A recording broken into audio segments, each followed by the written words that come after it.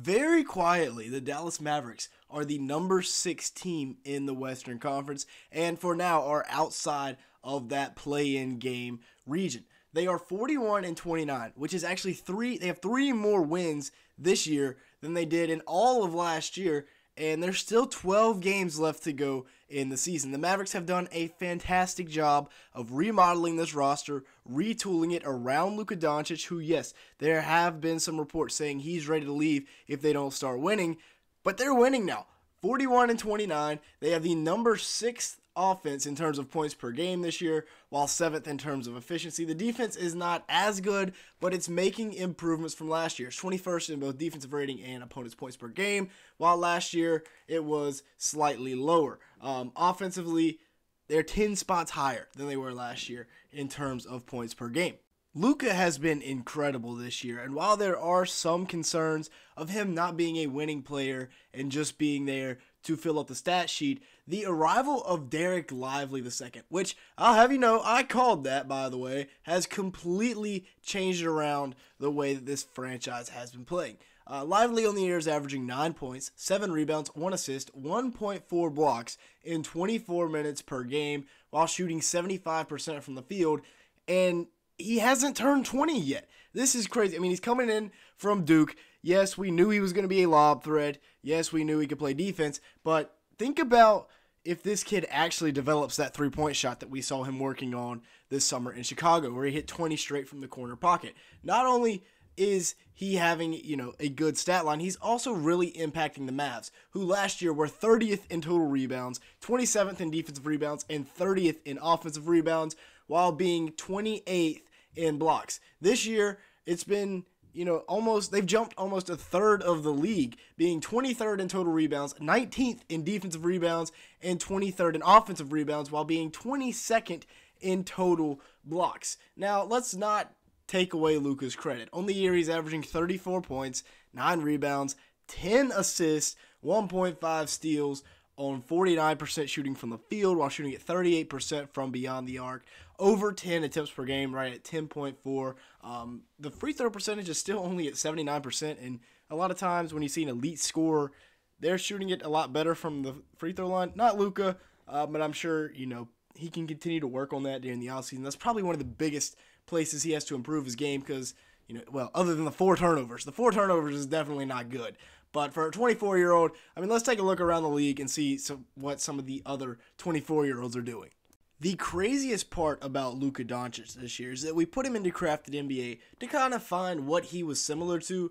What came up was 2010 Darren Williams, 2010 LeBron James, and 2014 KD. Obviously, KD won the MVP in 2014 while averaging 34 points per game, 7.5 rebounds, and 5.5 assists on 50% shooting from the field, 39% from 3. 2010 was arguably one of LeBron James' best seasons, where he put up 39 and 7, and then he also won an MVP. So this is an MVP level season we're seeing from Luka Doncic. Funnily enough, his most like season was 2010 Darren Williams, where Darren Williams came in 9th in MVP voting, averaged 19 points a game and 11 assists per game. So Luka Doncic is having an historic season right now, and if the Mavericks manage to fumble this man, they may never recover. This is something that would set their franchise back like 10 to 15 years. But I think they have some really good pieces in play around him. PJ Washington, since coming over from the Hornets at the deadline, hasn't been exactly elite. Only 10.2 points, 5.7 rebounds, but he does provide a really big presence on the defensive side of the ball, averaging a steal and a block per game. Another part of what makes this Dallas Mavericks team go has been their addition from last year's trade deadline, Kyrie Irving, who honestly isn't getting enough respect. This year he has just been remarkable. 25, 5 and 5, 1.3 steals. Heck of a year, but it's even more impressive what he is efficiency-wise. 49% from the field, 41% from 3 on 7.1 attempts, over 90% from the free throw line. He only gets there about 3.5 times a game, which honestly, I wouldn't even hate to see that come up a little bit if I'm a Mavs fan, getting your best player or best free throw shooter to the free throw line more. But overall, Kyrie, really good year. He's 31. He's played in 48 of the, almost 70 games now. So he's been there, which has been a problem with Kyrie in the past. We know with the whole Brooklyn saga, him not being able to play. But Kyrie has been good for them this year. Now, I think Nico Harrison and this Mavs front office deserves more respect than they get. Some of the deadline moves they've made the last couple of years have been huge. You know, a couple of free agency signings like, you know, bringing in Dante Exum out of nowhere. And then Dante comes in and averages 8 points a game, 3 assists, couple rebounds on 50% shooting from 3. And he hasn't even been in the league for a while. Nico Harrison just goes out, picks him up. Derrick Jones Jr., who they signed, 9 points, 3.5 boards, only 35% from 3, but he's 6'8", 6'9", and he's got insane athleticism, so he's long, athletic, that fits the mold for the types of players you're trying to fit around Luka. People are saying Josh Green fell off. I know this was a draft pick a couple of years ago, but if you really look at this, I mean, he hasn't. He's gone down half a point per game. His assist numbers are up. His rebound numbers are up. He's shooting at 0.001% worse from 3 than he was last year. Goes from 40.2% from 3 to 40.1%. Yes, his field goal percentage has gone from 54 to 49, but it's still very, very healthy. I'm not seeing the Josh Green fall off. And, you know, another trade at the deadline that he made this year after the PJ trade was bringing in Daniel Gafford, who's averaging 12 points per game, 7.4 rebounds, 1.2 assists, and 1.7 blocks per game in 20 minutes. So now they have 2 centers in that rotation that can protect the rim with Gafford and Lively instead of 0, which is what they had last year, which led to a horrific defense and a team that went 38-44. Now, Tim Hardaway Jr.